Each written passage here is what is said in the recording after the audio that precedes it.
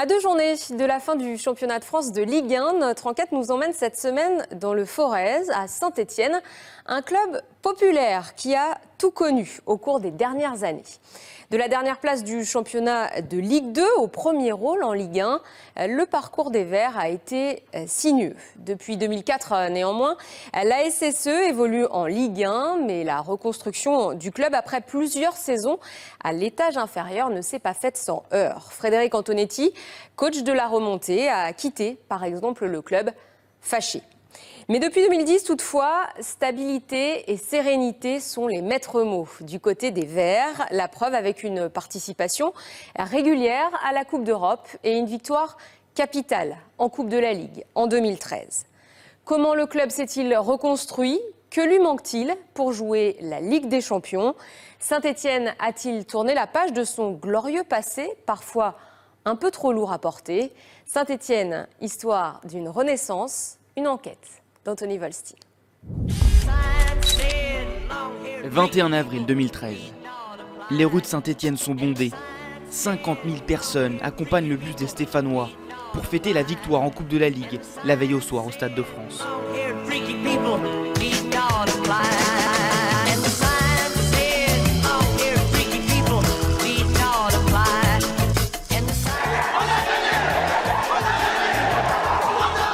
Un engouement qui rappelle les plus belles heures du club. 10 titres de champion, 6 Coupes de France et une finale de Coupe d'Europe des clubs champions en 1976. Monument du football français, l'AS Saint-Étienne inscrit enfin une nouvelle ligne à son palmarès. Ça a libéré les Stéphanois, ça a libéré le club et aujourd'hui Saint-Étienne est mûr à la fois pour assumer son passé, s'adosser sur son passé pour mieux se projeter sur son avenir, ce qui n'était pas vraiment le cas jusqu'à présent.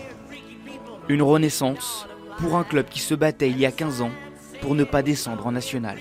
Les clubs qui ont une histoire ne meurent jamais. Julien Sablé est de retour dans son club formateur, son club de cœur. Depuis le mois de septembre, il entraîne les U15 de l'AS Saint-Étienne. Milieu de terrain des Verts de 1998 à 2007, il a vécu l'une des périodes les plus difficiles du club. En octobre 2001, les Stéphanois sont derniers de Ligue 2 après 13 journées. Je crois que c'est à Beauvais, où là vraiment on touche le fond. On n'y était pas préparé, puisqu'on avait mis des ambitions très hautes. Je crois que et les dirigeants et les joueurs, on est très paniqués par la situation. Il y a une énorme attente, il y a une énorme pression populaire, parce qu'on est Saint-Étienne. Et voilà, donc on cogite pas mal. Inquiets, les dirigeants décident de remercier l'entraîneur en poste, Alain Michel, pour donner les commandes à Frédéric Antonetti. Un club traumatisé, donc il a fallu 18 mois pour retrouver un petit peu des couleurs. Et puis l'année d'après, on est remonté. Donc voilà, aujourd'hui, il y a des résultats. Et c'est tout à leur honneur parce que depuis maintenant quelques années, ils travaillent très très bien. La personnalité de Frédéric Antonetti séduit rapidement joueurs et supporters. Le club se maintient avant de retrouver la Ligue 1 en 2004. Une montée célébrée le soir même, dès l'arrivée des joueurs à l'aéroport de Saint-Étienne. On est allé présenter le trophée, comme ça se fait de coutume à Saint-Étienne sur la place de l'Hôtel de Ville. Et l'espoir qu'on a su recréer pour les gens, encore aujourd'hui, c'est beaucoup d'émotions, beaucoup de souvenirs. Voilà, c'est une ville qui vit avec son club. Malgré la promotion, Frédéric Antonetti quitte le club à la suite de dissensions entre ses dirigeants, dont il est proche, et les actionnaires du club. Une séparation qui va pousser près de 300 supporters stéphanois à manifester leur mécontentement derrière les grilles de Geoffroy Guichard. Une situation de crise en complet décalage avec la montée en Ligue 1. De 2004 à 2008, 4 entraîneurs se succèdent au club. Saint-Étienne peine à trouver sa stabilité. Ses retrouvailles avec l'Europe, 26 ans après sa dernière épopée, n'y changent rien. Lors de la saison 2008-2009, les Verts disputent l'Europa League, un cadeau empoisonné pour une équipe à l'effectif trop juste pour jouer sur les deux tableaux. Et les Verts atteignent les 8e de finale de la compétition, mais s'écroulent en championnat. On s'est effondré, on a vécu une saison catastrophique et on est passé pas loin de la catastrophe puisqu'on se maintient quand même la dernière journée. Et en plus, on n'était même pas maître de notre destin, puisque c'était Bordeaux qui allait jouer le titre à Caen. Ah, c'est des saisons éprouvantes, et c'est sûr que je pense que de jouer sur les deux tableaux, ça nous a desservi. On n'avait pas l'habitude. Mais par contre, peut-être que voilà, cette année-là nous a servi aussi pour les années qui viennent de passer. Laurent Rousset était l'entraîneur des Verts cette saison-là. Il assume aujourd'hui ses choix et ses erreurs. Moi, en tant qu'entraîneur, et c'est ce que j'ai dit à un moment donné, notamment quand on était en Israël, j'ai dit je ne ferai jamais l'impasse sur la Coupe d'Europe. Je veux dire, Saint-Étienne en a trop besoin. C'est une institution, je dirais, pour ce club-là d'être européen, parce que de par son passé. Et c'est vrai qu'à partir de là, personnellement, je n'ai pas fait de gestion de la Coupe d'Europe par rapport au championnat. L'envie de renouer avec son passé, avec les campagnes européennes qui ont construit l'histoire du club. Un héritage parfois lourd à porter. On doit se souvenir que si on a un tel club avec un tel public, c'est qu'il y a eu des gens qui ont fait rêver ces gens-là. Je sais que par moments, ils ne se sont pas reconnus dans l'équipe, parfois à juste titre. Pendant que moi j'étais là, il y a eu des périodes quand c'était difficile, ils ne se reconnaissaient pas. Des anciens qui se sont quelquefois montrés très acerbes envers le club. Robert Herbin, entraîneur mythique des Verts dans les années 70, s'est même vu refuser l'accès au centre d'entraînement en 2007, après avoir critiqué le club dans les journaux. Les dirigeants avaient expliqué leur décision dans un communiqué. La direction s'étonne des propos tenus par Robert Herbin dans la presse. Devant le nombre croissant de sollicitations extérieures, elle a décidé, comme toute entreprise privée, de réglementer l'accès à son siège social. Ne sont reçues que les personnes ayant pris rendez-vous avec un dirigeant ou un salarié. Le club et les joueurs, les anciens Verts se sont un petit peu tournés le dos, il y a eu des fâcheries.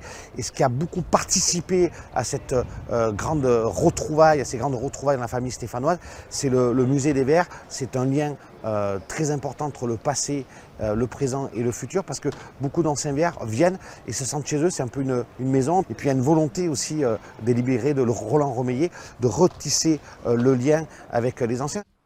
Le musée de Saint-Étienne, inauguré en décembre 2013, est un hommage au passé.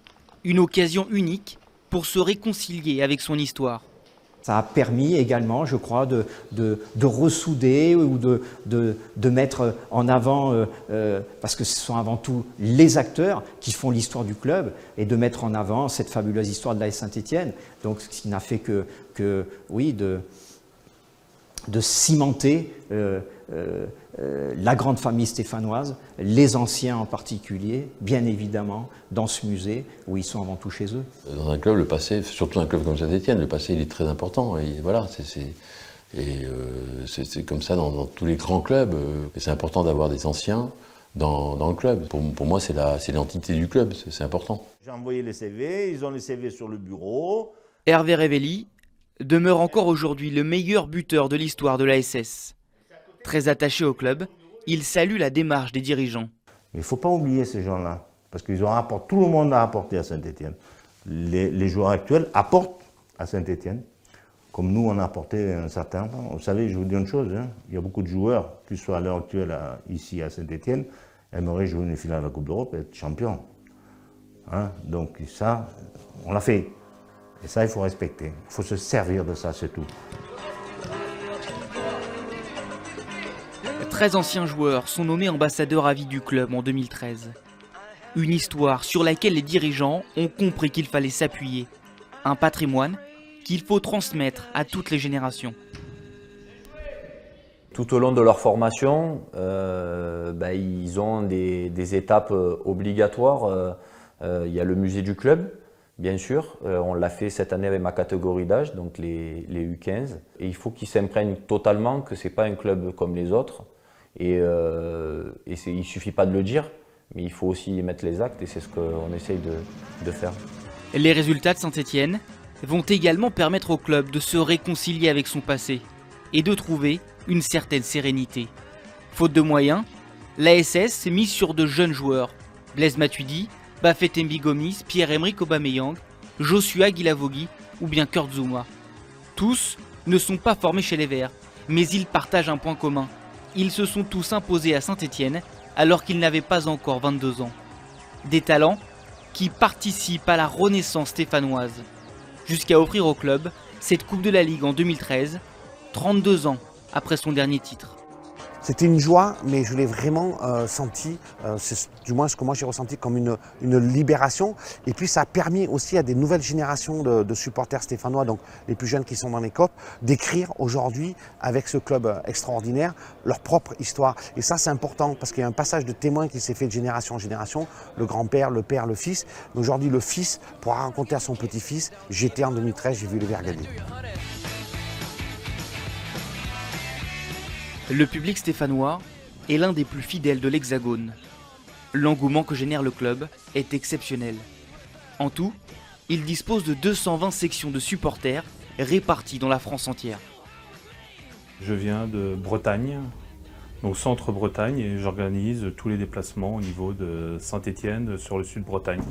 C'est 20 heures de car de minibus pour 3 heures sur Saint-Étienne. Bon, ça fait partie de ma vie.